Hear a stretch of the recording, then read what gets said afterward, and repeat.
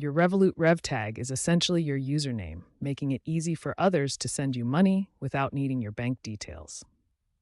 Instead of sharing complex bank account numbers, you can simply share your RevTag, which looks like this in the app interface. As of August 2025, Revolut has enhanced the RevTag system with improved security measures and a streamlined user interface, available on iOS version 10.45 and higher, and Android version 10.45 and higher.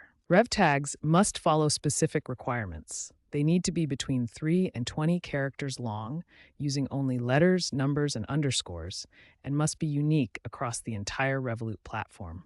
Important to note, you can only change your RevTag once every 30 days to prevent system abuse.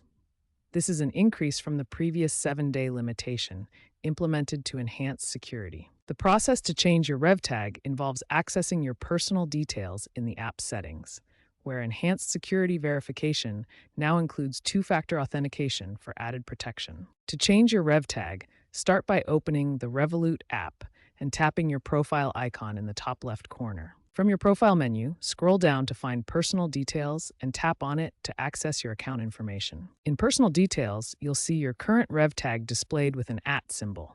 Tap on it to begin the change process. A menu will appear with options for your RevTag. Select Change RevTag to proceed with updating your username. For security, you'll need to verify your identity using your passcode, biometric authentication, or complete two-factor authentication if enabled on your account. Enter your desired new RevTag.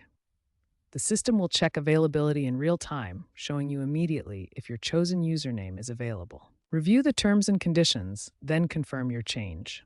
Your new RevTag will be processed immediately. You'll receive an in-app notification confirming the successful change.